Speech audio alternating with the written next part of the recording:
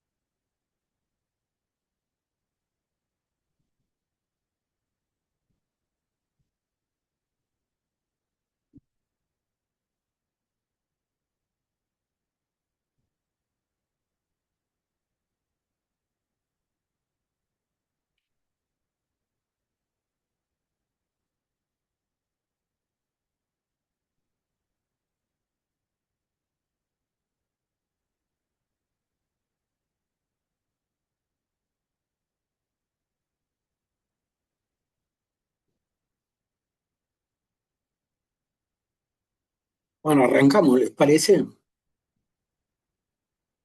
Ya pasaron 5 minutos. Sí, sí.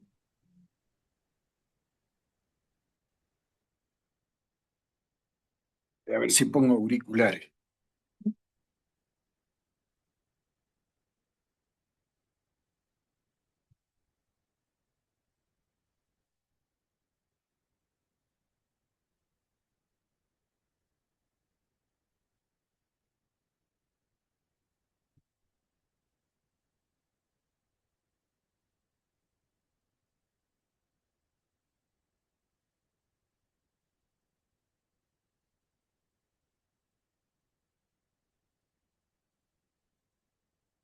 Hola, ¿me escuchan ahí?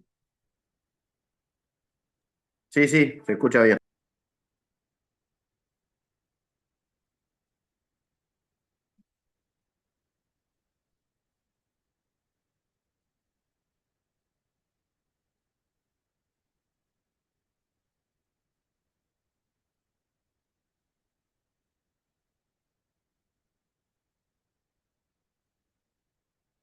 Bueno, en la clase anterior habíamos visto lo que tenía que ver con seguridad a nivel de cabeza.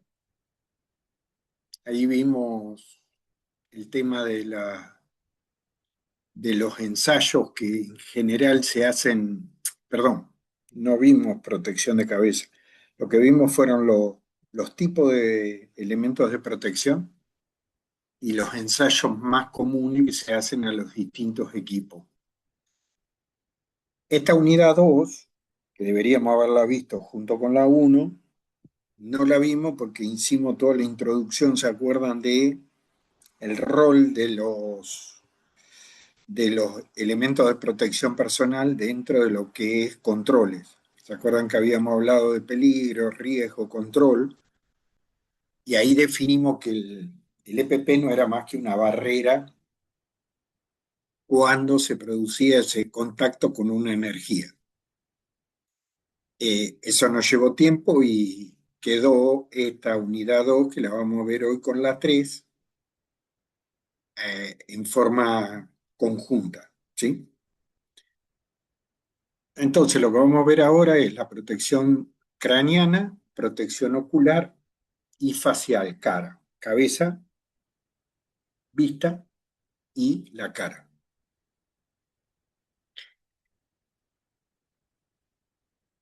La unidad, como la presenté recién, el objetivo que va a tener es justamente interpretar qué peligros, qué riesgos están presentes para que sean controlados por estos EPP, qué tipos de protección craneana hay, como así también ocular o facial.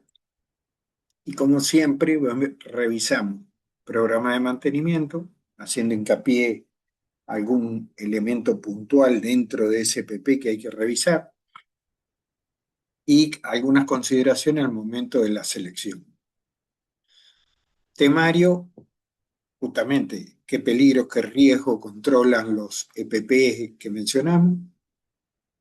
Por lo tanto, qué control o qué va a cubrir, qué tipo de riesgo cubre esos EPP y qué tipos de protecciones hay, ensayos, normas, se aplica alguno de ellos, entrega, mantenimiento y uso complementario de los EPP. Empezamos por el tema craneal. Las estadísticas dicen que las lesiones en la cabeza andan alrededor de un 5%, entre un 3 y un 6 más o menos, y que generan lesiones por tratarse del el cráneo, son lesiones en su mayoría graves, o por lo menos de alto potencial. Si no llegan a la muerte, se consideran de alto potencial. Recuerden siempre que un evento de alto potencial es aquel cuyo resultado esperable es grave, muy grave. Entonces, hablar de una perforación de cráneo, fractura del cráneo o lesión a nivel de cervicales, porque ¿qué ocurre? Que muchas veces el golpe a nivel de la cabeza puede afectar la columna, pero a nivel de las vértebras cervicales. Eso es producto del golpe digamos, de la presión que hace sobre el cuerpo y el cuerpo, al intentar hundirse, afecta la cervical. Puede ser un simple golpe donde no hay fractura, pero genera básicamente una conmoción, una contusión, quizás con derrame o sin derrame interno, pero quizás con pérdida de conocimiento.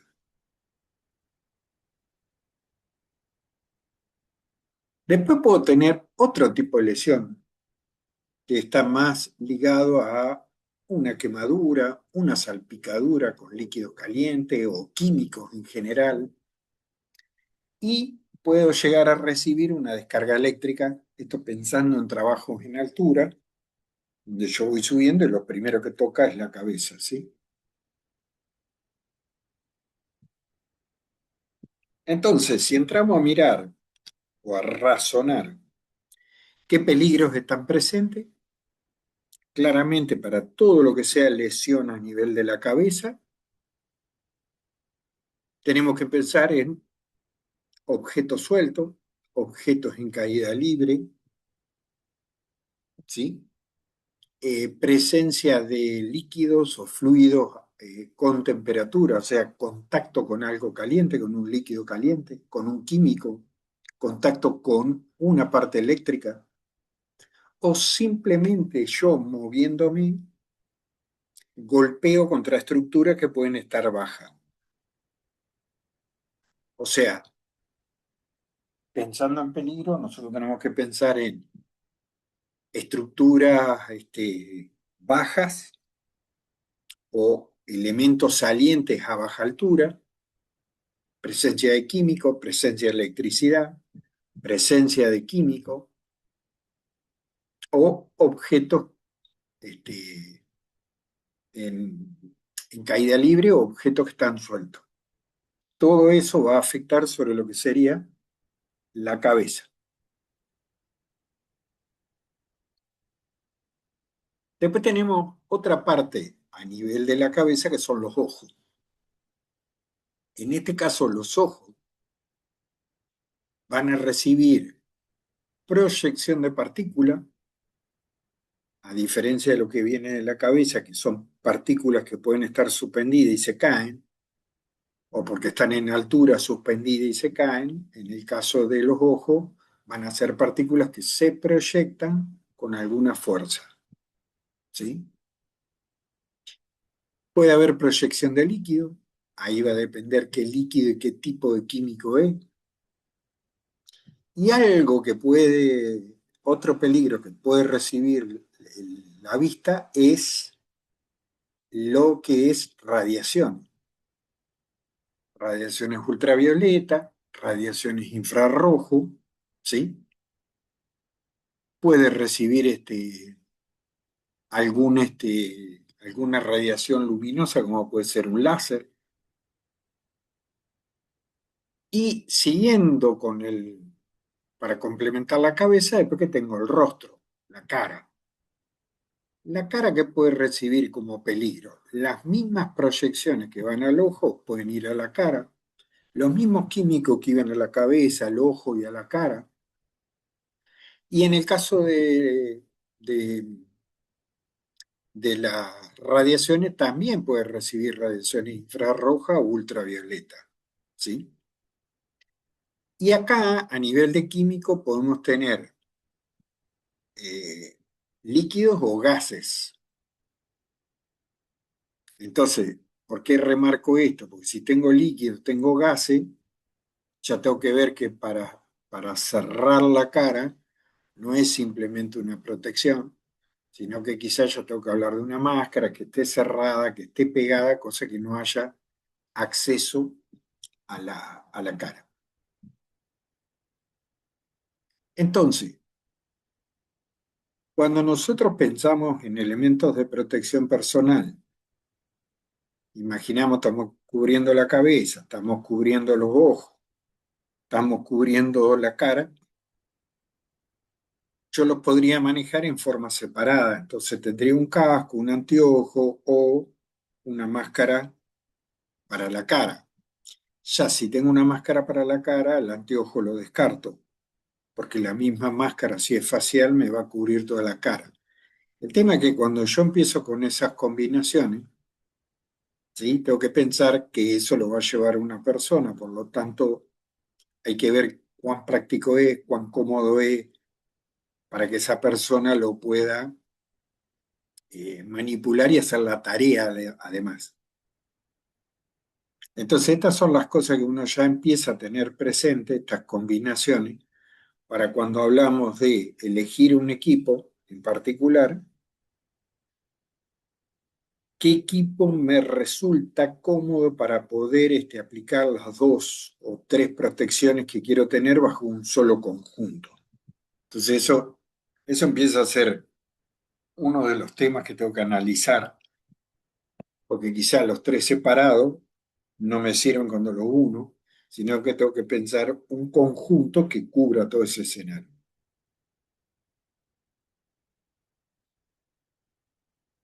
De más está decir que llegamos a esta circunstancia cuando no hice todo lo anterior para prevenir que ocurra, no me queda otra que el EPP, ¿sí?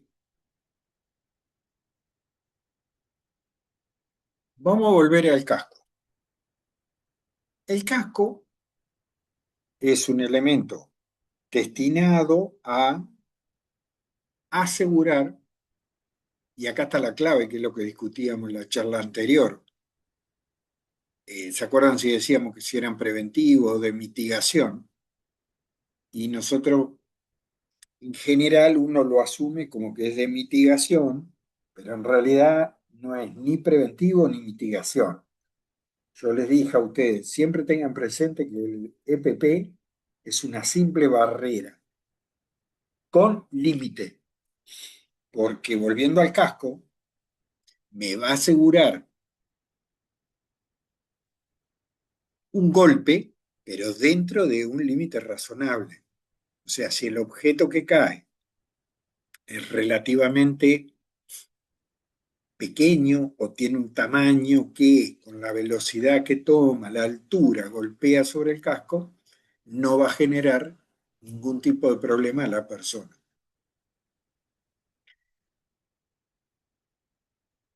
Tiene que tener, también tiene un límite de temperatura, o sea, yo puedo aislar de un contacto térmico, pero quizás si estoy en presencia de algún otro calor o de alguna llama, también no sea la protección ideal. Eso lo puedo regular por ahí las temperaturas con el material. Ustedes saben que hay cascos de tipo plástico y hay cascos metálicos.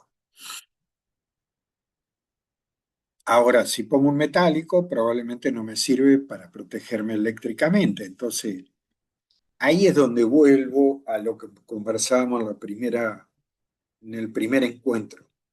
A partir de los peligros que la persona esa va a estar expuesta, yo puedo asociar los riesgos, pero en función del peligro puedo definir el tipo de PP, si es metálico, si es plástico, si tengo que tener los dos o tengo que tener tres este, eh, cascos distintos con distintos materiales de acuerdo al uso o a la tarea que hace la persona, con lo cual acá ustedes piensen que en ese caso yo tengo que pensar en una capacitación mucho más intensiva para con la persona, porque la decisión de usar un casco, usar otro, estamos muy dependientes del propio operador. Entonces esto a usted también le va a dar la profundidad de esos entrenamientos si vamos a tener diferentes tipos de EPP para diferentes peligros o riesgos de la tarea. No sé si soy claro con esto.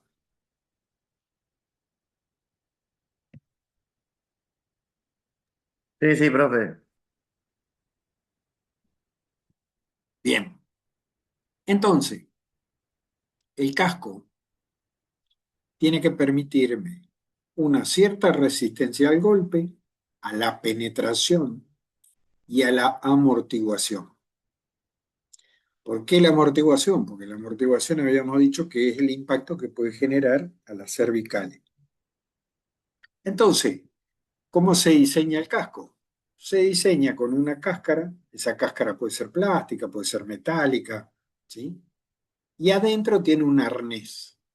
El arnés se va a enganchar a esa cáscara y el arnés es el que va a hacer la amortiguación entre la cáscara y el cráneo, ¿sí? Eso va a estar unido, ese arnés con enganche, con acople, cosa que el casco esté como suspendido de ese arnés. O sea, la fuerza, el ajuste a la cabeza lo hace el arnés y la cáscara queda como volando por encima de la cabeza. Después puede aparecer otro accesorio importante que es la mentonera o el barbijo que le llaman, que es el que cruza por debajo y se engancha en la pera. ¿Eso para qué se usa? Básicamente para que el casco quede ajustado a la cabeza y no se mueva. Porque hay que pensar que una persona se mueve y el casco se va a mover, o se agacha y el casco se le cae. O hay viento, como cualquier trabajo que ustedes vean en la Patagonia, hay mucho viento, es probable que el casco se mueva. O simplemente estoy en altura, y en altura generalmente suelo tener más viento que lo que puede haber en superficie. Entonces, el casco debería estar ajustado como una mentonera.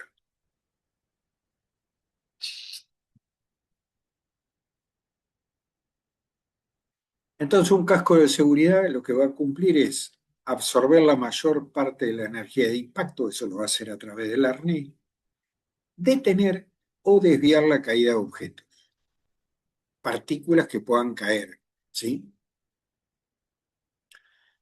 El casco entonces está destinado a cubrir riesgos de contacto eléctrico, radiaciones por calor, salpicadura de químico, además de desviar cualquier tipo de objeto.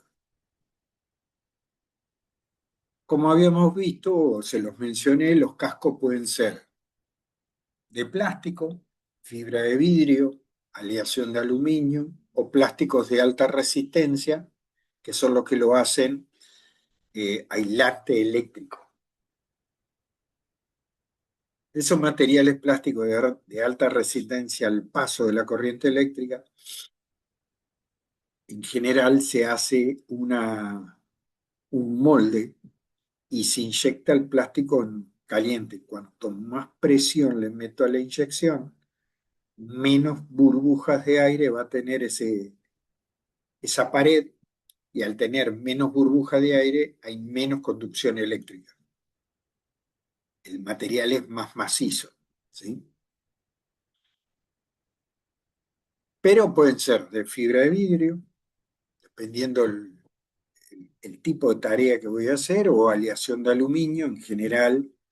Para los de la aleación de aluminio tienen mayor resistencia al golpe, pero quizás no son cómodos, digo, no es que no son cómodos, no me va a cubrir un contacto eléctrico. Dentro de las partes que conforman el casco tenemos la suspensión interna, que sería el arnés, ¿sí? Ese arnés se sujeta a la cáscara es la que evita el contacto con químicos, con electricidad, ¿sí? O con cualquier partícula que golpee sobre la cabeza. Y como dijimos, los riesgos a cubrir van a estar relacionados con golpes por partícula, objetos, golpes con objetos o elementos físicos, perdón, fijos.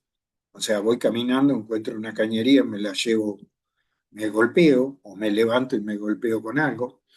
Contacto con químico, contacto con productos calientes, productos corrosivos, irritantes, y después contacto con algunas radiaciones, ionizante o no ionizante.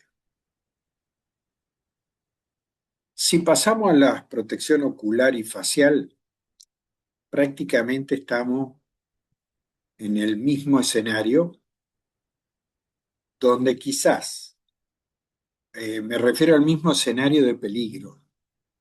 Lo que puede ocurrir acá es que si yo tengo solo afectación de la vista, supongamos que estoy en presencia de polvo, y ese polvo no es corrosivo, no es irritante para la piel, pero sí es complejo para la vista, en ese caso lo único que hago es cubrir solo los ojos.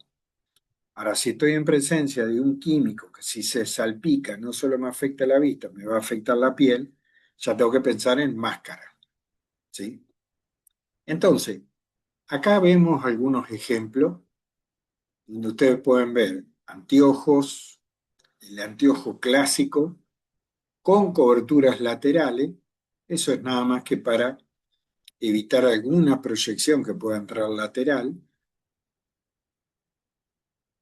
Quizás esto se usa un poco o quizás esto los usamos en aquellos escenarios, por ejemplo, de personas que tienen graduación o aumento para poder leer, ver en corta distancia, larga distancia, o sea, anteojos recetados, nosotros proporcionarle el marco de seguridad para que la persona use su anteojo recetado en un marco de seguridad. Ahora, es probable que después esa persona, si va a trabajar en un ambiente con líquidos o gases o elementos que puede haber salpicadura, ya tengo que pasar a un segundo nivel de protección ocular que ya tiene un cierre lateral. Este, por ejemplo, no tiene cierre lateral, pero está diseñado de manera tal que tengo protección de proyecciones laterales. Este tiene cierre lateral, este también. Ahora, este es para algún producto, ¿sí?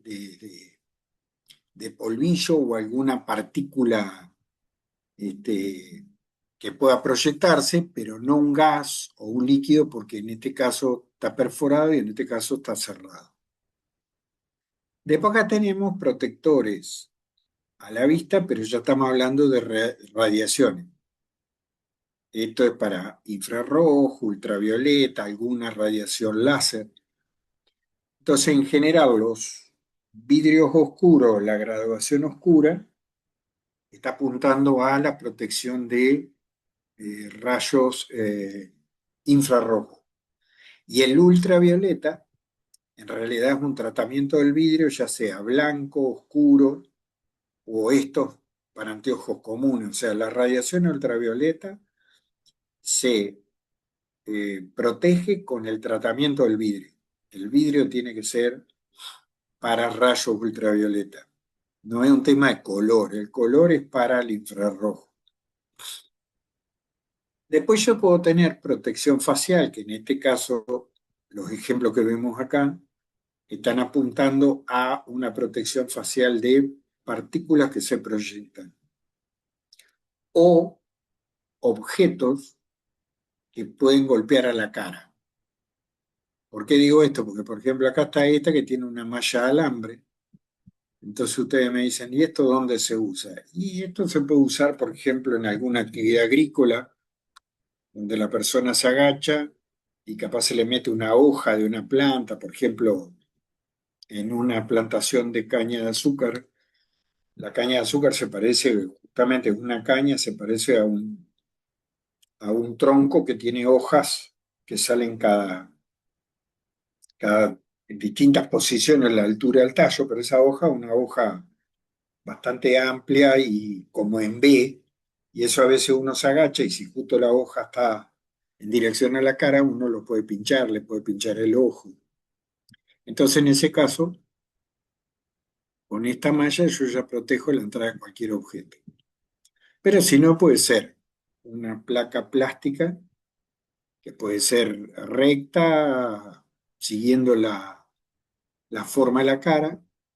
Y en el caso de las radiaciones infrarrojas, pueden ser cualquiera de estas máscaras que vemos acá, que es el mismo concepto de eh, vidrio oscuro, ¿sí?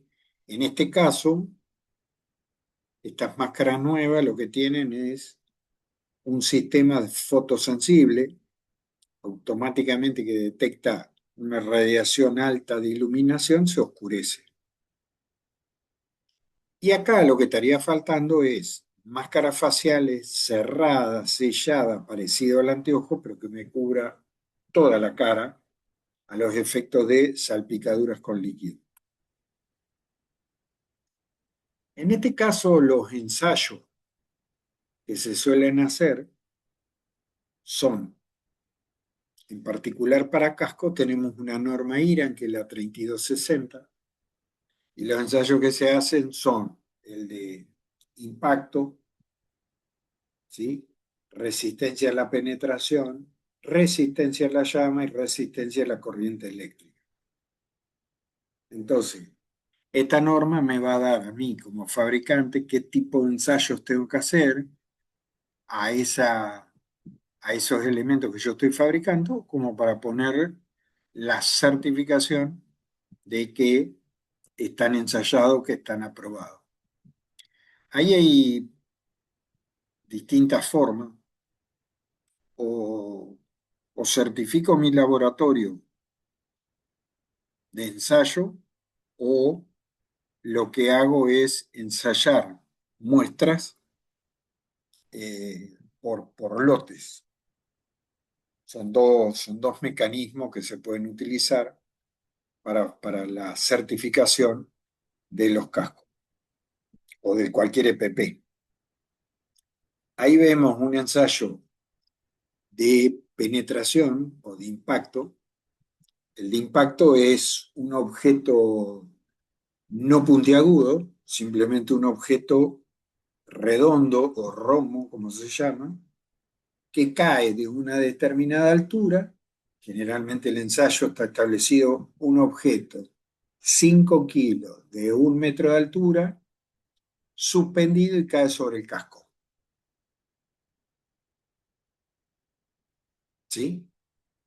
Si eso supera, si esa carga no afecta al casco, se dice que el casco está aprobado para lo que es un ensayo de absorción, de impacto, perdón.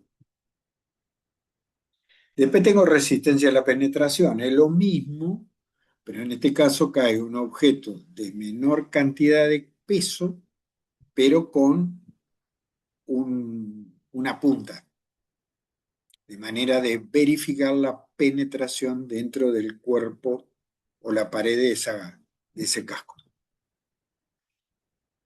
Después la llama es exponer el casco, la carcasa, a una determinada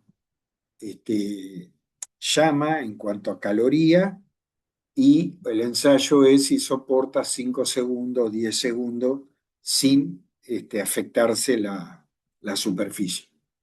Y después la conductividad eléctrica es un ensayo con un electrodo por el interior del casco, el casco sumergido en una solución de agua, y ver cuando acusa una corriente, significa que ya el casco dejó de ser aislante y está pasando a través de las paredes una mini corriente eléctrica, o lo que es lo mismo, detecta un diferencial.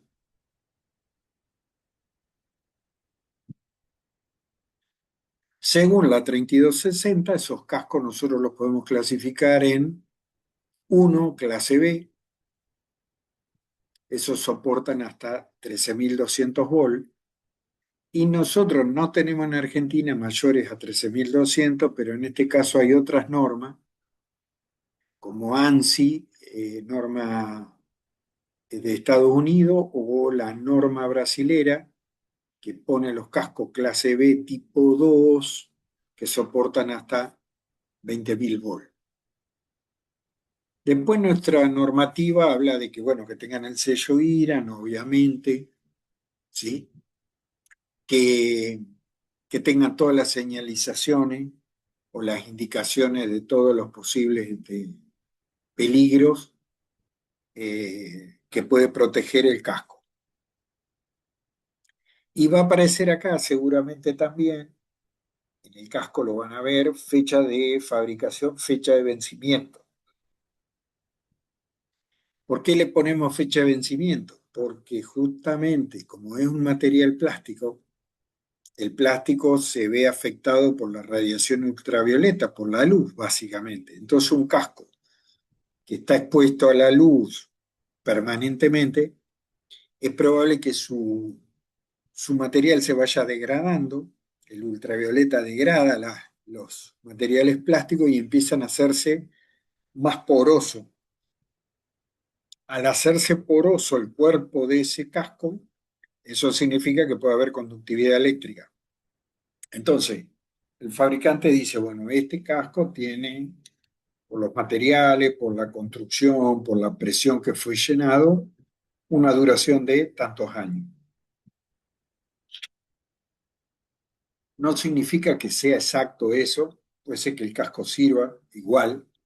El tema es que tenemos que tener presente eso, sobre todo al momento de la compra, porque uno compra y capaz que le mandan cascos que ya están a punto de vencer. Estaban baratos, pero ya están todos vencidos. Vuelvo a repetir, no significa que no funcione, sino que estoy muy al límite si llegara a tener por ahí un contacto eléctrico.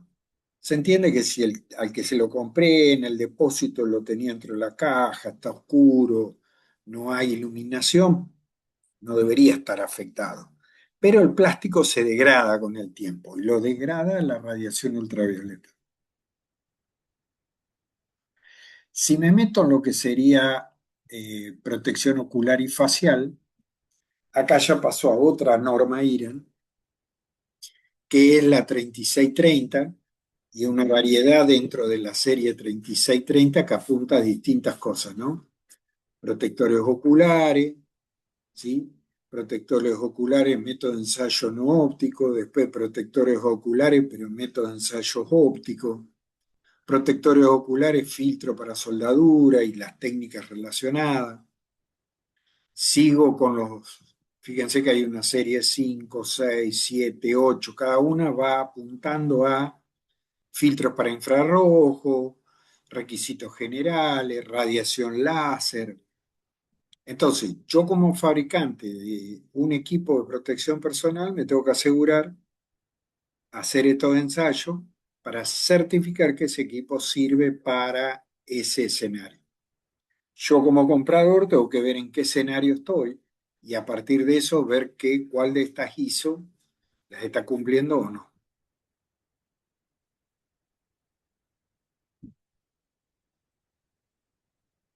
Si pasamos a la parte ya de mantenimiento, inspección, yo les decía en la clase anterior, esto es importante porque un poco lo empezamos a ver recién. Si ese casco yo no me tomo el trabajo de mirarlo periódicamente, ver la superficie que puede estar áspera, que se empieza a granular, o ese anteojo que ya veo que está los sellos por ahí que van a la cara para evitar entrada de líquido, ya están quebradizos, o sea, ya están degradados, es probable que cuando tenga un siniestro el equipo falle y, y me genere un impacto a nivel de la cara o la vista justamente por no tener ese control.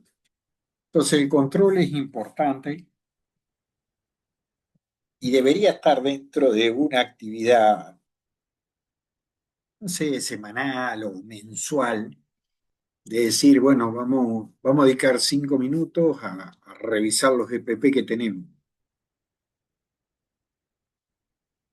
Porque es una forma de generar ese hábito, esa cultura de reviso el EPP, no como un elemento más que la empresa me da y que es para complicarme la vida, porque los de seguridad piden que lo tengamos, ¿sí? Entonces, en un casco hay que revisar bien el interior del arnés, las cuerdas las correas que atan ese arnés que es el que me sujeta la cabeza, que no esté reseco, ¿sí? Los empalmes, las uniones, y después sí la, la carcasa en sí, cáscara exterior, que no esté, que no haya fisura, porque a veces el casco se cae, nadie le da importancia, lo tiran, lo golpean. Y una fisura a ese casco puede llegar a ser un contacto eléctrico, porque donde hay una fisura, donde hay una rajadura, no hay aislación. Ahí podemos ver la flexibilidad, si el material está flexible, podemos decir que todavía es un plástico fresco, digamos. Todo lo que es los empalmes, los enganches que estén sanos. Y al momento de la colocación, nosotros lo que tenemos que enseñar y asegurar es que el arnés se ajusta a la cabeza, pero el casco, la cáscara, tiene que quedar separada alrededor de 2 centímetros, 20 milímetros, como dice ahí. ¿Por qué? Porque ese es el colchón de amortiguamiento que tengo. Si yo al casco lo pego con la cabeza, el golpe va a repercutir directamente sobre el cráneo. O sea, ese colchón es un colchón de amortiguación más ventilación.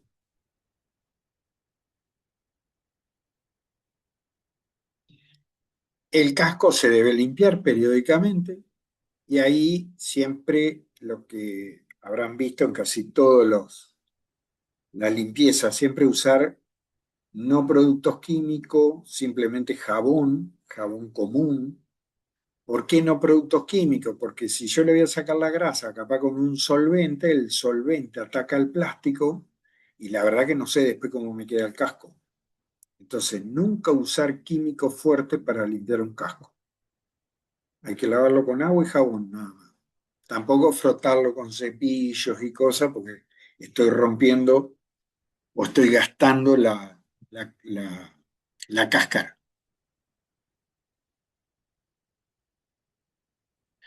Para el caso de protectores visuales, acá tenemos diferencias. ¿En qué sentido? De que es, si es un anteojo común que solo proyecta partícula, o estoy hablando de una, no me sale el nombre, una antiparra. La antiparra es la que me cierra, digamos, toda la cara y se ajusta a la cara para dejar libre la visión. ¿Por qué diferencio esto? Porque en el caso de una antiparra yo ya tengo que empezar a pensar en el ajuste a la cara, ¿sí? Si ese material está flexible, si está fresco, por decirlo de alguna manera. Mientras que el anteojo común, un anteojo como cualquiera, ¿sí? Mientras no esté rayado, sí, tenga las protecciones laterales, no tengo mucho más que mirar. En el caso de los que se ajustan a la cara, generalmente no tienen pastilla como el anteojo común, sino lo que tienen es una correa. Por lo tanto, esa correa hay que mirarla periódicamente, que no esté reseca, que no se vaya a cortar. En ese caso, solo lo que hago es cambiar la correa. Y acá aparece un punto importante, que es esa antiparra, cuando yo la compro, tengo que ver si tengo accesorio por repuesto. Lo mismo podría decir para el casco, ¿no? Porque el casco, si venden aparte la antiparra, perdón, el arnés, en el caso de cambiar el arnés, cambio solo el arnés, o directamente yo dentro de mi política digo, bueno, los cascos se cambian cada 5 años, tiro todo y pongo de vuelta nuevo, son formas que ustedes lo pueden manejar y eso va a depender mucho por ahí del presupuesto que tenga la organización. Pero en el caso de que ustedes quieran tener repuesto, ahí aparece al momento de decidir por un equipo u otro, o un proveedor u otro, o una marca u otra, cuáles son los que tienen repuesto y cuáles no. Generalmente los que tienen repuesto suelen ser más caros, pero bueno, ahí es una ecuación que hay que hacer si compro algo más caro con posibilidad de tener repuesto para cambiar, o directamente compro uno barato y cada cierto tiempo tiro todo y empiezo de cero.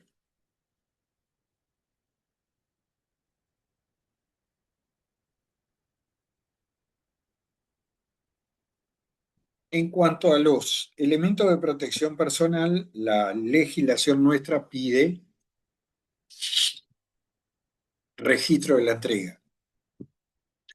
Y desde 2011, nosotros tenemos una resolución de la Superintendencia de Riesgo de Trabajo que por suerte ha unificado el formulario.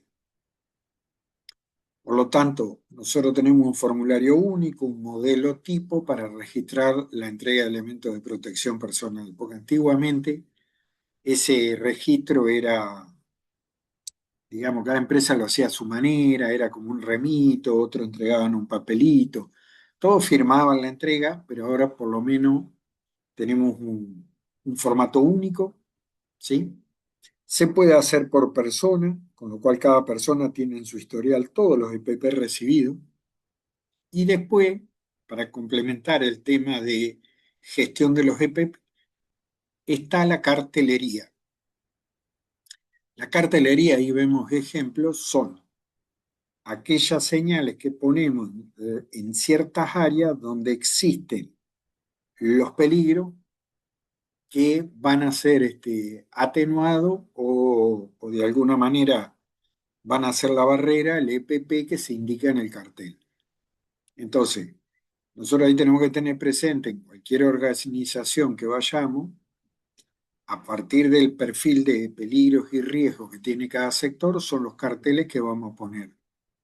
Entonces, no sé, si entramos a una sala de compresores, probablemente en la puerta, esa sala de compresores tendrá un protector auditivo, que solo se usa al momento de entrar.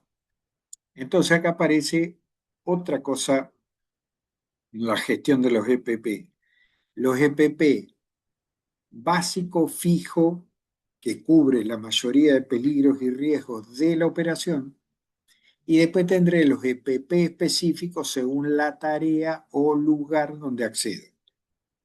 Entonces, en este caso, yo quizás puedo tener EPP, por ejemplo, si tengo una sala de compresores, en la puerta de la sala de compresores tener tres, cuatro cajas que contengan los protectores auditivos y solo se usa para la persona que entra y cuando sale lo deja en el lugar. ¿Sí?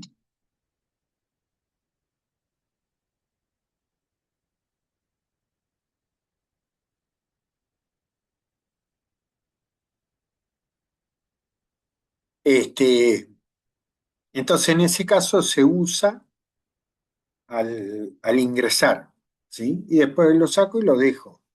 Ahí esa técnica va a depender un poco, mucho por ahí de la cultura que tenga la organización, ¿sí? No sé si me explico.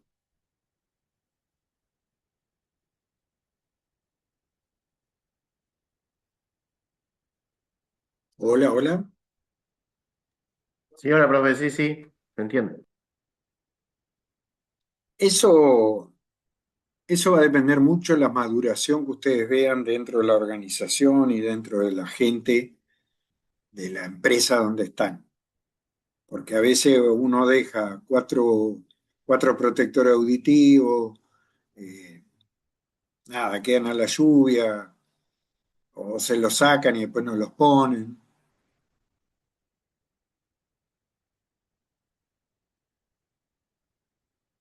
Bien, ¿dudas, preguntas respecto de esto?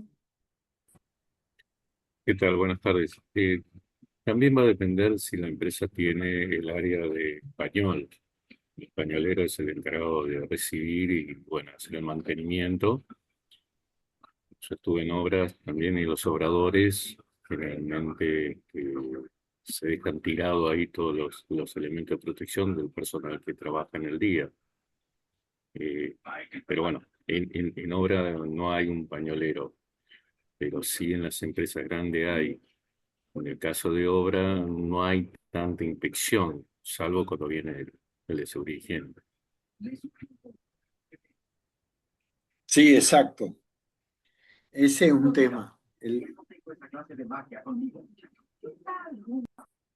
caso de obra, el caso de obra por ahí es bastante más complejo. Creo que por un tema de más cultural que otra cosa. O sea, en el fondo no está metido el concepto de la seguridad. Entonces, por ahí el pañol tiene más herramientas, pero no tiene elementos de protección personal. o las obras como tienen un tiempo, es como que compro los EPP para esa obra y se lo entrego el primer día y ya está. Ahí el tema obra tiene esa,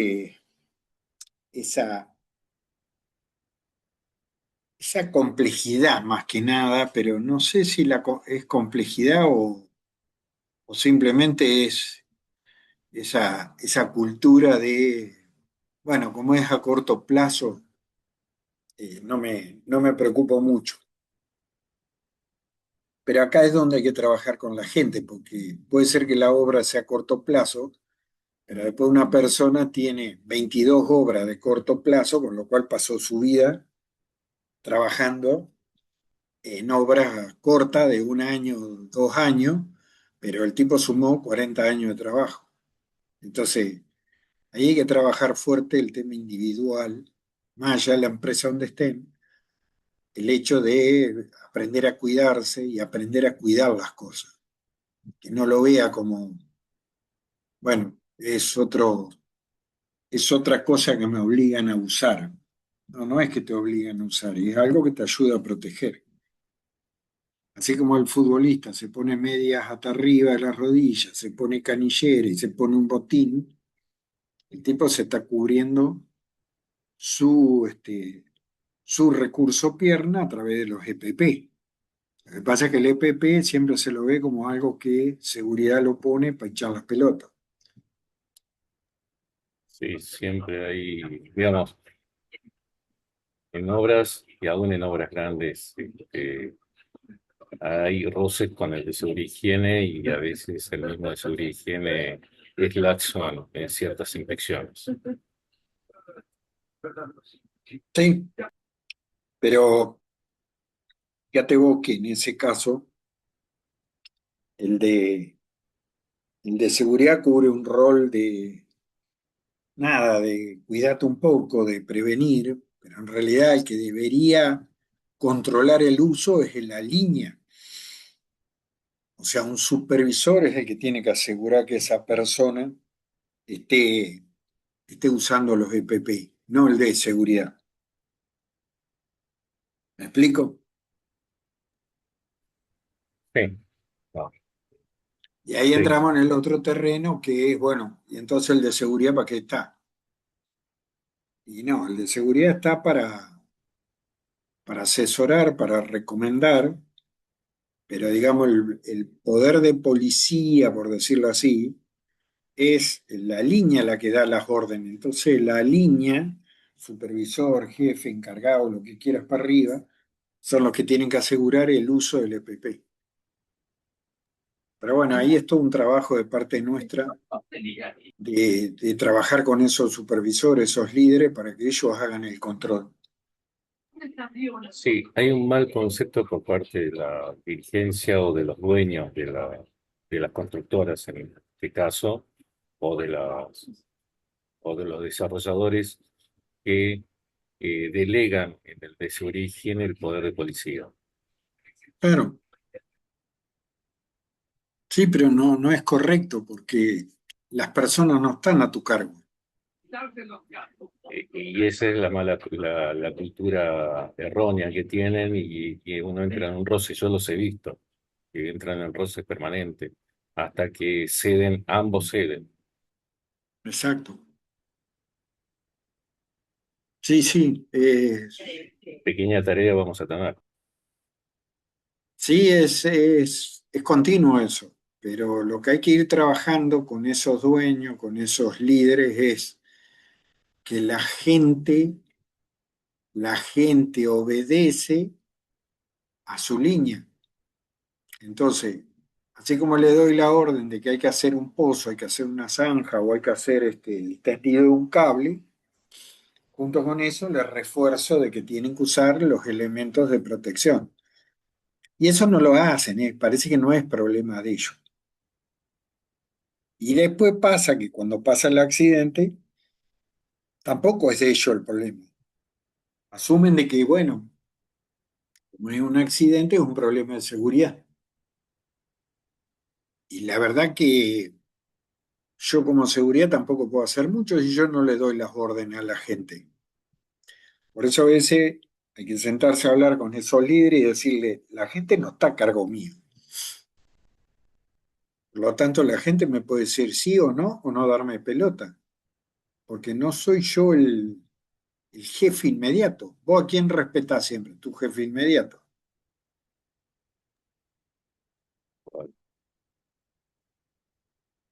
Pero ahí el concepto que no tienen claro los líderes en general y los empresarios en general, es el concepto de responsabilidad y el concepto de rendir cuenta. Son dos conceptos distintos, o sea, la responsabilidad está definida como el objetivo que vos tenés de desarrollar una determinada acción. Entonces, yo tengo la responsabilidad de, no sé, si soy un jardinero, plantar árboles. Y yo como operador, ¿qué me van a medir? La cantidad de árboles que planté en ese día. Ahora, el supervisor también tiene responsabilidad, ahí entramos en el ruido de la palabra responsabilidad de plantar árboles, pero en realidad él no planta ningún árbol. ¿Quién planta? La gente que depende de él. Y si él tiene 20 personas plantando árboles, su rendición de cuentas al final del día es cuántos árboles plantó esas 20 personas. ¿Me siguen la idea? Sí. Entonces,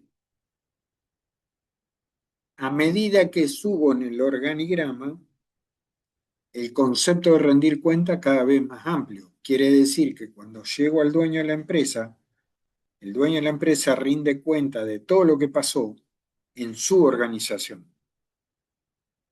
Es como que la pirámide de mando es así, la pirámide de rendición de cuentas es inversamente proporcional. Entonces, ¿qué quiero decir con esto? Que la palabra responsabilidad juega en contra, porque cuando dicen seguridad, ¿quién es el responsable? Todos lo señalan al de seguridad. Cuando en realidad lo que hay que decir es, el supervisor, el jefe o el gerente rinde cuentas por la seguridad, la producción, la calidad del medio ambiente. ¿Se entiende la idea? Así es. Entonces, en ese río revuelto, todos se hacen los vivos y todos señalan al de seguridad, pero la verdad, yo no tengo que rendir cuenta de lo ocurrido. ¿Por qué no rindo cuenta? Pero eso lo sabe un juez también, ¿eh? Por eso un juez ante un desastre llama generalmente a la cúpula de la empresa. Porque a mí no me va a llamar si yo no tengo autoridad sobre la gente. No dependen de mí. Yo no le doy las órdenes. Yo simplemente asesoro. ¿Se entiende la idea? Sí, Así profe, está es. claro.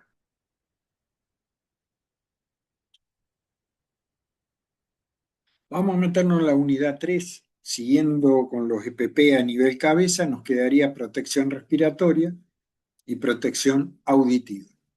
¿Sí?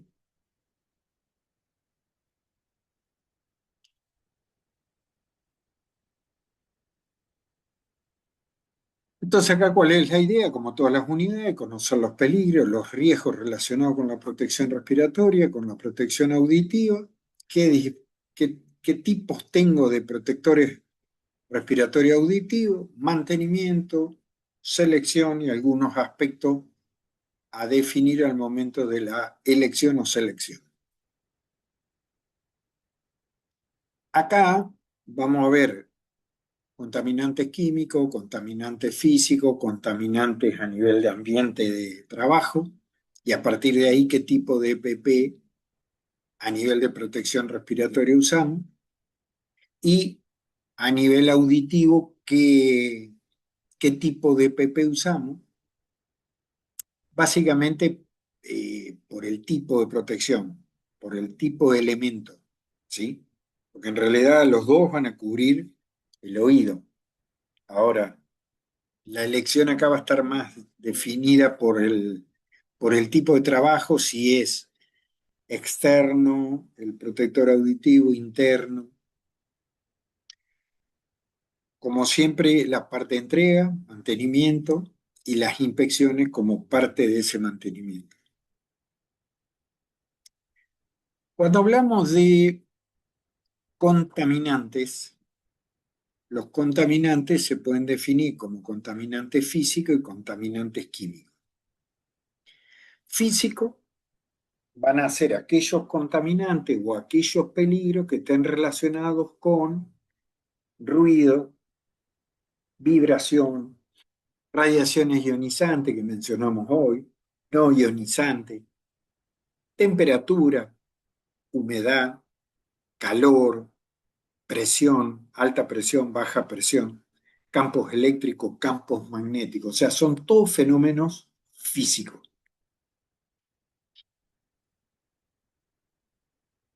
En general, estos fenómenos físicos pueden generar enfermedades profesionales, ¿sí?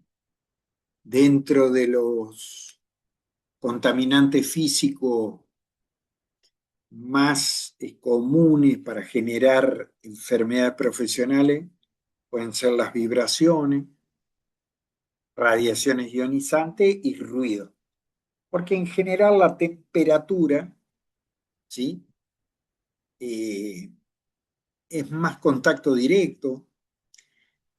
Por supuesto que si yo trabajo en un horno de fundición, en el largo plazo también puede impactar. Pero es más común por ahí en la mayoría de las industrias que la temperatura no me genere algo a largo plazo, sino algo que es inmediato, es una quemadura instantánea. Ahora el ruido es algo que no pasa nada, entonces como no pasa nada no uso los EPP, pero el tema es que a largo plazo sí va a aparecer el problema.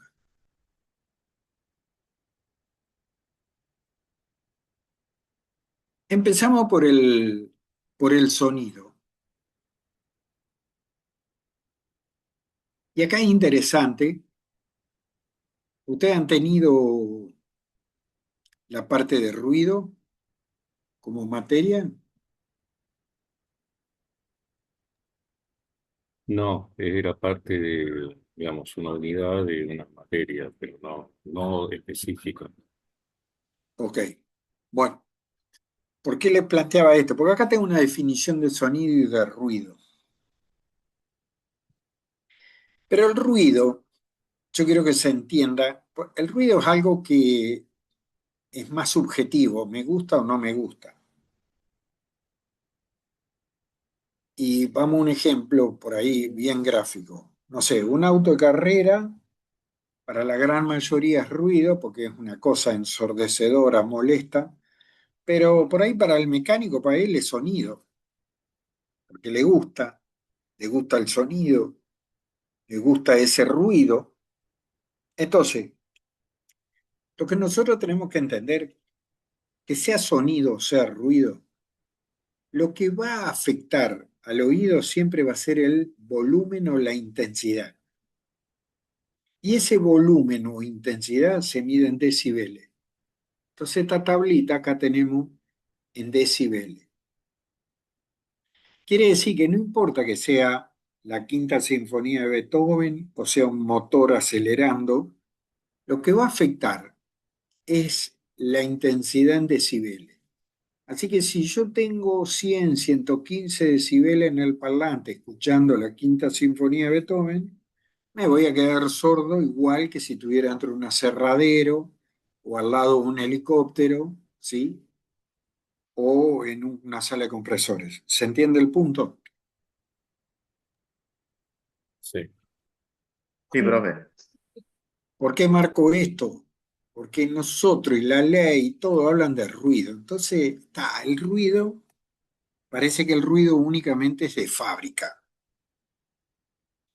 Pero ¿por qué remarco esto? Porque en nuestros entrenamientos, en nuestras formaciones a los usuarios de los EPP, hay que hacerle entender que cuando salen el fin de semana y van a un baile o van a un espectáculo al aire libre, ¿sí? O un concierto, ahí se pegan la saturación de sonido de su vida.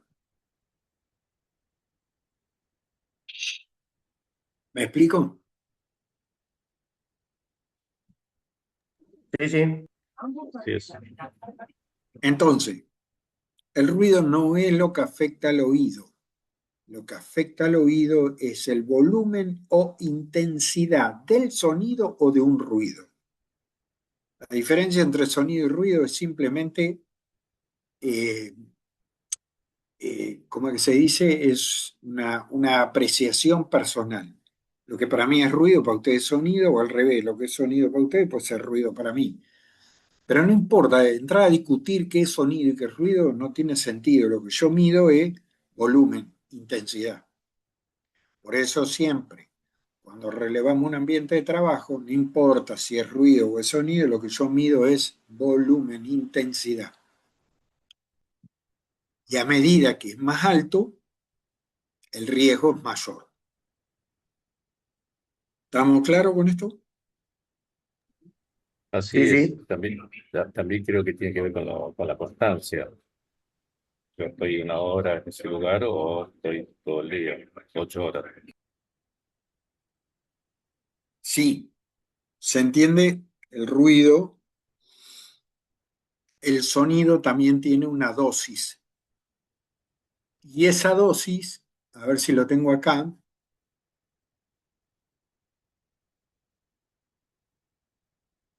no lo tengo acá. La dosis que se llama, según nuestra ley, nivel sonoro continuo equivalente, ese habla de 85 decibeles. ¿Qué significa eso? Que ese es el promedio a 8 horas de trabajo. Ahora, si Profe, esa persona, profe, le hago sí, una consulta. Si voy a una práctica de tiro, se usan también protectores auditivos. Y no es sí, continuo, no es continuo, así que ahí también te afecta la audición. sí, pero otra vez, estaba explicando el tema dosis. Nivel sonoro continuo equivalente es el máximo 85 decibeles para 8 horas, ¿sí? Pero el tema acá es que el sonido es la curva de los decibeles es logarítmica. ¿Qué significa esto? Que a medida que aumenta la intensidad en decibeles, se acorta el tiempo. Quiere decir que si yo estoy expuesto a 85 decibeles, yo tengo la oportunidad de estar hasta 8 horas a ese nivel continuo. Pero si después paso a 90 o 95, a lo mejor el tiempo es solo 5 horas. Y si paso a 100, probablemente el tiempo sean 15 minutos. ¿Me siguen la idea? Sí, sí, está claro. Bueno, ¿Por qué digo esto? Porque si alguien te dice, bueno, pues yo entré 10 minutos nomás a la sala de compresores, no va a pasar nada. Claro, pero la sala de compresores está a 140. A lo mejor en un minuto se lleva la dosis del día. Y volviendo al tiro, el tiro son varios tipos tirando y es un estallido tras estallido. Habría que ir con un decibelímetro y medir. Y no sé si no estamos arriba de 100. Entonces, si yo estoy sin protector auditivo, a lo mejor 1 hora que esté ahí es lo mismo que haya estado 8 horas en el lugar de trabajo, 85 decibeles. ¿Me siguen la idea? Sí, sí, está claro. incluso Entonces, no solamente como trabajador, sino en viaje, yo doy el ejemplo, la línea C de subte, digamos, en la curva que está en la 9 de julio, que hace la 9 de julio, los decibeles son altísimos, se siente. Y uno está ahí, en ese tramo son menos de un minuto. bastante invasivo. Sí, pero ahí habría que ver qué nivel real se mide, porque a veces lo que te, a veces lo que te impacta más es lo desagradable del ruido y quizás no es alto en la intensidad. Se hizo un estudio más de 110. Claro, bueno, 110 si te descuidas en media hora, equivale a haber trabajado 8 horas, 85 decibeles. Entonces, lo que quiero decir con esto, que el protector auditivo es un protector que en realidad lo puede llevar cualquier persona, no necesariamente tiene que ser un elemento de protección que te dan en la empresa, ¿sí? Y sobre todo, porque mucha gente hoy usa auriculares y los auriculares muchas veces están a valores que están por encima de 100. Pero claro, el tipo, él se convence que va escuchando música o que va escuchando la radio o va escuchando, no sé, el podcast de no sé quién. Pero el tema que hay, lo que lo está afectando es el volumen. ¿Y cómo ustedes saben si están por encima de 90 o están cercano al 100? Porque si ustedes le hablan a una persona a 1 metro en voz normal y el tipo con auriculares no les escucha, es porque está pasado de los 90. Y les puedo asegurar que la mayoría está por encima de 90. ¿Me explico? Así es. Entonces, si hablamos de cuidarnos, tenemos que empezar a cuidarnos con el auricular del equipo que usamos. Si hablamos de cuidarnos, digo, no me cuido solo en la empresa, sino me cuido en la vía pública. Entonces, hay muchos protectores auditivos hoy de esos tipos esponjita, tipo endaural, que no sería un delirio usarlo, porque me estoy cuidando los oídos, ¿se entiende? Sí, está claro.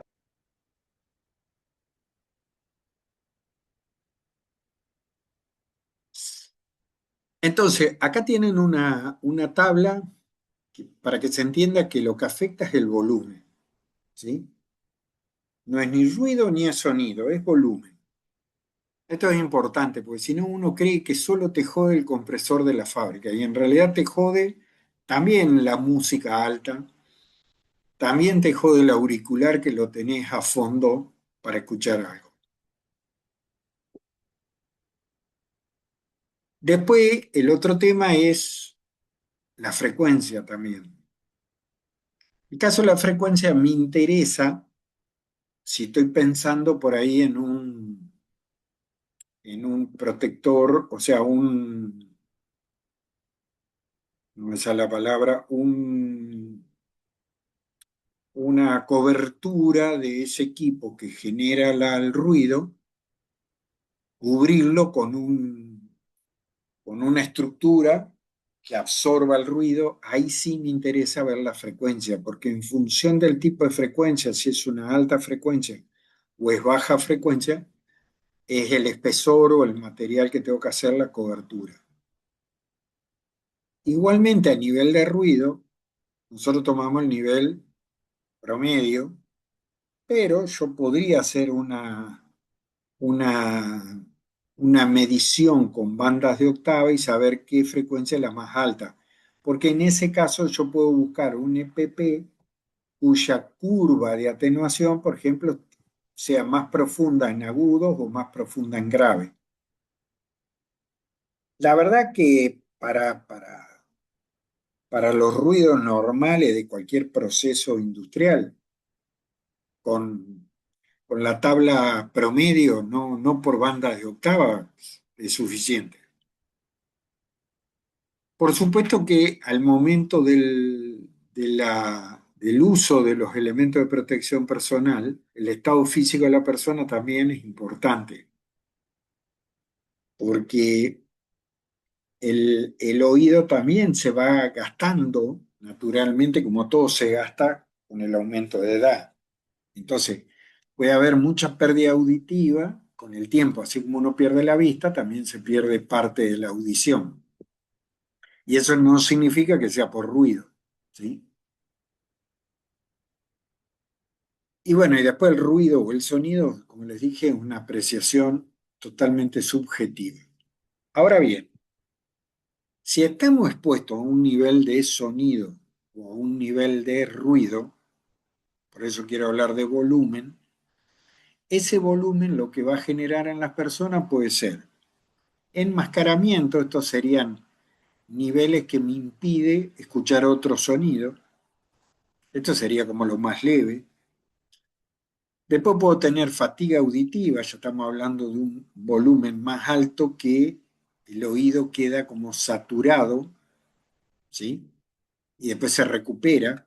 Esto es común por ahí, si han ido a alguna fiesta, algún casamiento, les tocó estar cerca de un parlante, llegan a su casa y tienen un chirrido, un chiflido, que después al otro día desaparece. Eso es una fatiga auditiva. Si yo tengo sucesiones de fatiga auditiva, termino con hipoacusia, que ya la hipoacusia ya es un pozo, o sea, ya hay un rango de una determinada frecuencia que el oído ya necesita más volumen para escucharla. Cuando eso ya se transformó, esa hipoacusia, en un trauma sonoro, significa que es un grado más agudo y ya estamos hablando de una enfermedad profesional o una sordera profesional. La característica que tiene la hipoacusia es que es un pozo. Cuando uno hace una audiometría, viene todo 000 y en los 4000 Hz, que es justo el habla humana, se hace un pozo. O sea, la sordera profesional, el trauma sonoro es una curva en la audiometría, un pozo característico en los 4000 Hz. Mientras que un avejentamiento del oído es como que voy perdiendo todo parejo, siempre se profundiza hacia los agudos, pero es una curva de caída pareja. En cambio, la hipoacusia viene todo muy bien el oído, pozo en 4000, vuelve a subir y sigue siendo cero. No sé si me explico. Sí, profe, se entiende. Sí, así es. Bien, nos metemos en contaminantes químicos. Contaminantes químicos son aquellas sustancias que pueden ser orgánicas o inorgánicas que por algún motivo entran al cuerpo humano. Pueden entrar por piel, por vía respiratoria, por la boca, vía digestiva. Y acá es importante el estado en el cual están. Pueden estar en estado de polvo, humo, niebla, aerosol, gas, vapor.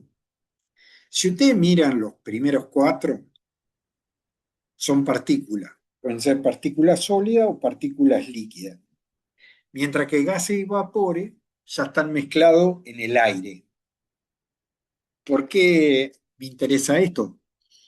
Y porque las primeras cuatro, probablemente yo con un filtro mecánico, que puede ser una simple tela, ¿sí? Una tela, yo ya filtro los primeros cuatro. Ahora, con esta tela, yo no puedo filtrar gases y vapores. Entonces, ahí para nosotros eso es importante porque me diferencia un filtro físico-mecánico, una barrera mecánica, de un filtro químico que es el que usaría en gases y vapores. Los efectos que pueden generar pueden ser directamente irritantes, ¿sí? Actúan directamente sobre el tracto respiratorio, irritan el tejido. Pueden ser asfixiantes, y en este caso lo que hacen es desplazan el oxígeno.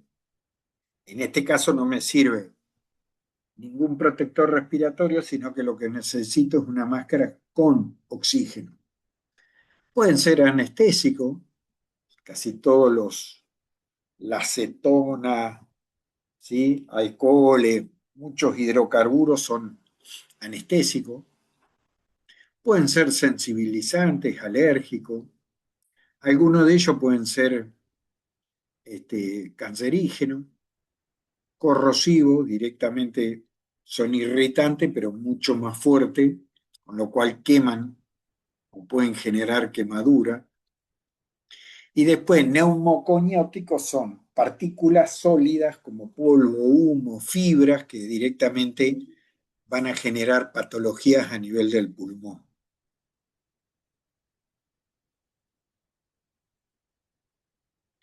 Acá el impacto que va a tener la sustancia química va a depender de las características de ese químico. Por eso acá, cuando nosotros hablamos de productos químicos o contaminantes químicos, pasa a ser importante la hoja de seguridad, la ficha de seguridad de la sustancia, porque ahí nos va a dar básicamente qué grado de toxicidad tiene, en qué parte del cuerpo puede afectar, ¿sí?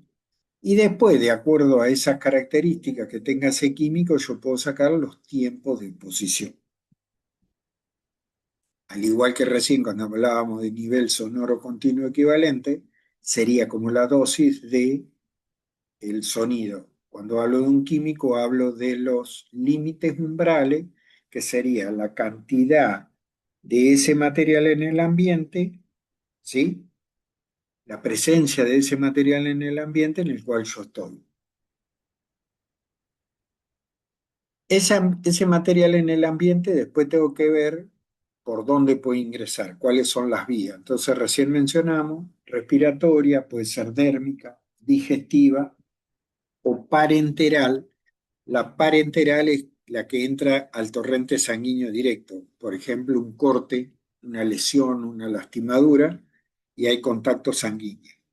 Generalmente los contaminantes parenterales son más comunes a nivel de contaminantes biológicos, o sea, contacto fluido con fluido, sangre con sangre, saliva, saliva, saliva, sangre, ¿sí? Ahora, a nivel de contaminantes químicos, más común la inhalación, el contacto con piel o vía digestiva. Vía digestiva, la realidad es que es más accidental que otra cosa. Por eso acá es clave todo lo que es rotulación de recipiente y de los productos. Entonces, la vía que nos queda luego más común para proteger con los EPP suele ser la inhalación o la vía dérmica. Que ahí si comparamos inhalación y vía dérmica, la inhalación es más crítica porque el pulmón abierto, cada alvéolo, nos estaría dando unos 200 metros cuadrados de superficie de transferencia, mientras que la piel, estando desnudo yo, la piel puede llegar a ser 2 metros cuadrados con suerte de intercambio con un material. Entonces, a nivel de piel o me entra por mano o me entra por cara y no tengo más opciones, pero sí es bastante más delicada la parte de inhalación. Entonces, las protecciones respiratorias pasan a ser fundamentales para evitar el ingreso de contaminantes al cuerpo humano. Porque después las manos, la cara, por ahí la cubro con el protector facial que vimos antes, y las manos después vamos a ver la cubro con un guante. Entonces lo que me queda siempre es la vía respiratoria como el punto más, más importante al momento de reducir el ingreso de ese material.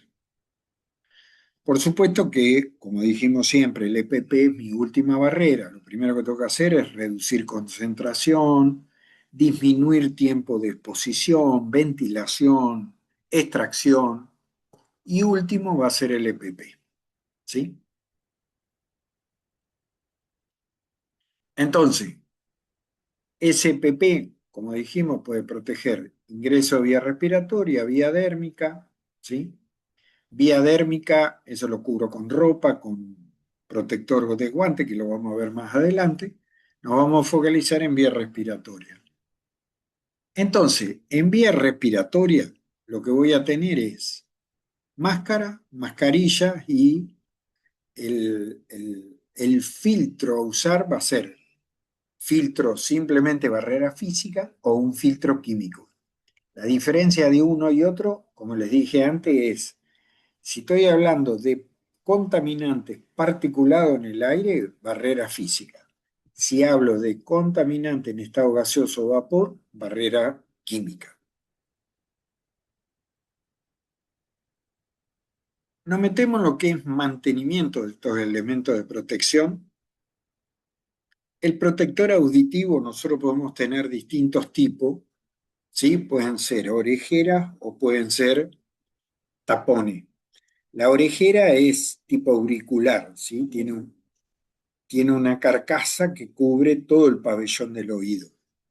Si miramos ese tipo de equipo, esos equipos son más grandes, tienen una vincha, esa vincha tiene una presión que me obliga a tener ajustadas las copas al oído, mientras que los endoaurales los meto dentro del oído. Usar uno u otro depende mucho de la comodidad para el usuario. Lo que, lo que ocurre es que muchas veces el endoaural es más difícil de verificarlo a nivel de si lo están usando o no. ¿Sí? También es más En cambio, descartable. ¿eh? También es más descartable. Son descartables, son más baratos, pero bueno, ahí hay que trabajar mucho con la gente que sepa usarlo y colocarlo, porque si, si se lo ponen así para que vos veas que lo tienen puesto, pero está en el borde de la oreja, no tiene mucho sentido. Entonces muchas veces las empresas adoptan el de copa, después el de copa es grande, les molesta, hace calor, viene toda la historia. Entonces, por eso acá, insisto, hay que tratar de atacar la fuente y no depender de las personas. Pero otra vez, puedo usar orejera, puedo usar endaural, es lo mismo, porque desde el punto de vista de la fabricación, la atenuación de sonido es igual, sea de copa o sea endaural. Ambos tienen una curva que el fabricante me da y me dice, esto te va a reducir todos estos decibeles en cada una de las frecuencias, con lo cual puede ser de copa o endaural y protege lo mismo. El de copa lo que sí tiene quizás un mantenimiento. El de copa quizás tiene la ventaja que lo puedo, vimos recién casco, entonces cuando compro casco puedo comprar casco que permita colocar los protectores de copa. Entonces ya en la misma estructura del casco tengo arriba los de copa, con lo cual los bajo y los puedo usar. Ahí ya empiezo a trabajar esas combinaciones de los distintos EPP de acuerdo a los distintos peligros o riesgos. El caso de los endoaurales pueden ser fijos o pueden ser descartables, ¿sí? Esta es la curva que me va a dar un fabricante de un EPP. Y esto puede ser tanto para uno de copa como para un endaural. Entonces acá lo que me está diciendo es que a 125 Hz está atenuando 22,9 decibeles y a 4.000, 3.000 Hz está alrededor de 40 decibeles. ¿Sí? Entonces, a mí lo que me interesa es esta curva. Especie de copa o endaural tiene más que ver con la facilidad para mí de que el tipo lo use o la facilidad de controlarlo. ¿Sí? Por eso en general ustedes van a ver en cualquier ambiente laboral el de copa porque termina siendo lo más seguro que se use.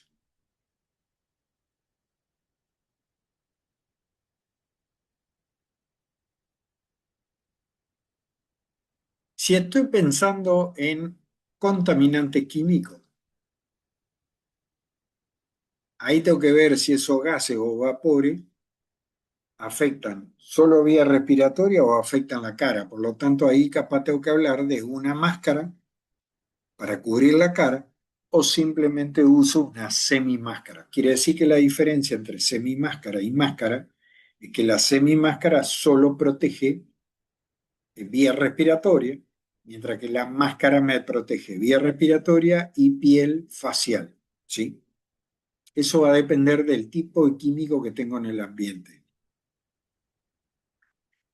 Si lo que tengo es falta de oxígeno, o sea, estoy en una atmósfera asfixiante porque hay exceso de nitrógeno, o en una excavación suele haber metano, propano, algún gas y me desplaza el oxígeno.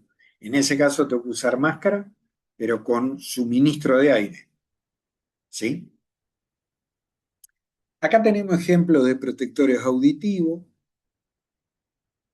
Hay una variedad muy grande. Acá lo mismo que les dije al comienzo, elijo una marca u otra por si tiene accesorios, repuestos. Si se combinan por ahí con casco.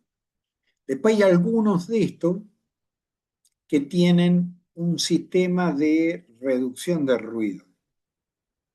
Esto ustedes lo habrán visto en muchos auriculares para escuchar música, que dicen vienen con cancelación de sonido externo o cancelación de ruido. Estos auriculares tienen un circuito eléctrico, captan el sonido, tienen un micrófono, capta el sonido, invierte el circuito acústico, invierte la frecuencia y ¿qué hace? Anula el ruido externo. Esto se suele usar muchas veces en áreas donde tengo niveles de ruido muy, muy altos o muchas veces se usa en aeropuertos porque además por ahí se comunica al tipo. Entonces hago cancelación de ruido y a su vez le meto audio de voz, ¿sí? Funciona más como un intercomunicador. Después tengo los endaurales descartables parece una esponja que aprieto, meto en el canal auditivo, se expande y queda ahí sellando el oído. Eso después que lo uso se tira. Y después tengo los endoaurales, pero fijo que esos son lavables, ¿sí? Reutilizables. Vuelvo a insistir, cualquiera de ellos sirven porque lo que yo tengo que mirar con el fabricante es la curva de atenuación. Entonces, tanto un descartable como uno de copa, si atenúa, sirve igual. Después hay algunos con banda. Esto por ahí son modelos que me ayudan a que la gente sí o sí lo use. O fácil para mí ver si lo tienen puesto o no lo tienen puesto. Pero otra vez, son variedades de modelos que están apuntando más a la facilidad de uso que a la atenuación, porque la atenuación eso me lo da el fabricante. Y acá está lo que yo les decía a nivel de contaminantes químicos. Si es solo vía respiratorio, uso semimáscara. Si el contaminante afecta a la piel o puede ser absorbido por piel, voy a máscara completa. Después lo que puede cambiar acá es el filtro. Este filtro puede ser solo un filtro físico, porque lo que hay son partículas en el ambiente, o puede ser un filtro químico, porque lo que hay en el ambiente es gases y vapores. En el caso de deficiencia de oxígeno, o sea, estoy en un ambiente asfixiante, ahí va con suministro de aire. Puede ser por tubo o puede ser de una red de aire comprimido. Lo único que en el caso de la red de aire comprimido, lo que tenemos que tener es presente que ese aire comprimido de planta tiene que tener un filtro de aceite antes de que la persona respire. ¿Sí? En cuanto a las normas, acá yo lo que les traje son normas europeas, tanto para protectores auditivos, ¿sí? Tengo también normas IRAN, tenemos IRAN, referida a protección respiratoria, ¿sí? No hacía protección auditiva. Y acá tienen una guía, todas normas europeas para filtro, ¿sí? O sea, todo relacionado con protección respiratoria. Y para ir cerrando el tema de mantenimiento, en el caso de protección auditiva, si estoy pensando en los de copa, lo que me tengo que asegurar es que la vincha que ajusta, ¿sí? Tenga presión sobre la oreja, Después los fuelles, que son los que se amoldan al cuerpo, a la oreja, que no estén rotos, que no estén resecos. Y acá viene lo que yo le decía, si compran marcas buenas, esos accesorios se venden por separado. Si no, si la marca no es barata o por ahí el distribuidor no trae los repuestos, ahí hay que pensar que se tiene que tirar todo y poner nuevo. Después los endoaurales no tienen mucho mantenimiento, simplemente higiene y que estén bien lavados y que se mantengan bien elásticos.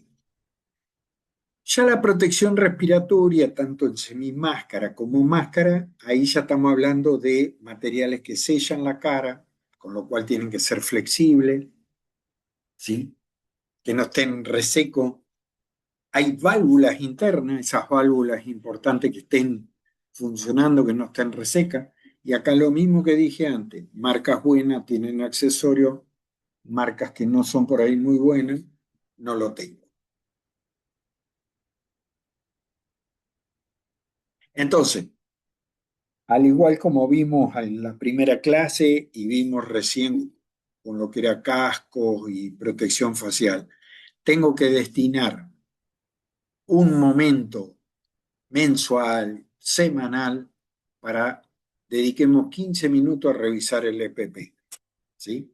Eso sería una buena práctica para generar esa cultura del cuidado de los EPP. Aprovechar e higienizarlos, lavarlos, ¿sí?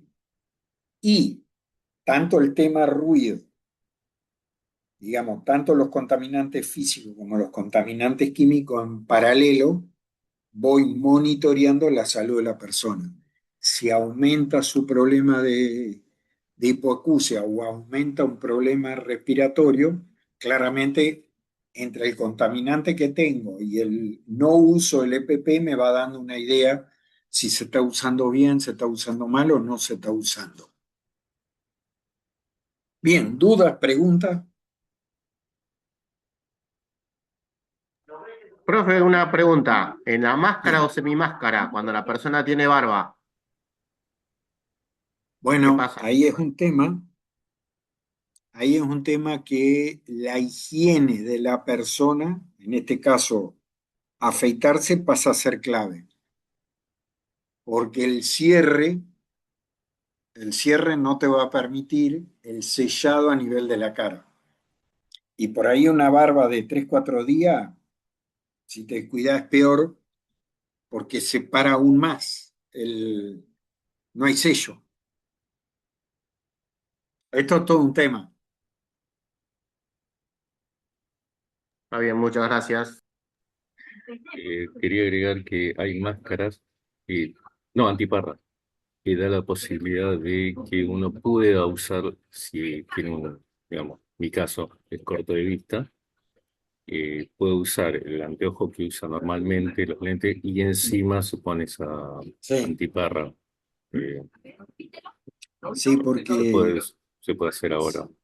sí, porque si la persona usa anteojo como yo para ver, yo le puedo recetar y ponerle un marco de seguridad, pero si el tipo va a entrar en un ambiente con química y tiene que usar una semimáscara, la semimáscara tiene que cubrirle el anteojo.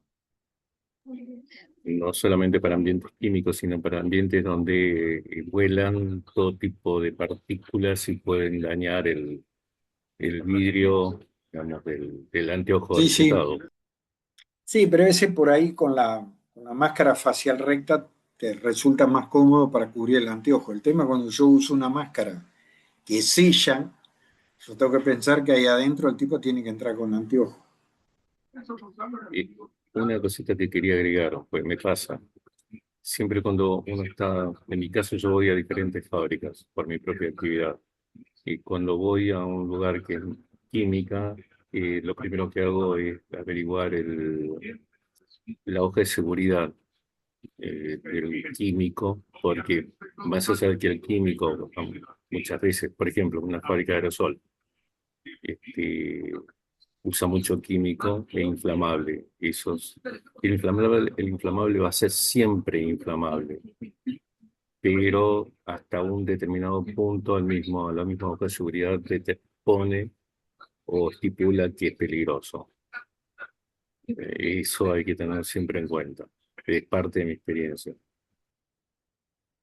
Sí, sí, correcto. Bien, ¿alguna pregunta más? No, no, está claro todo, profesor. Bueno, no lo demoro más hoy por ser feriado. Agradezco su tiempo y nos vemos en la próxima. Un placer, hasta luego. Gracias, gracias, muchas Chau, gracias. Hasta chau. luego. No, gracias a ustedes.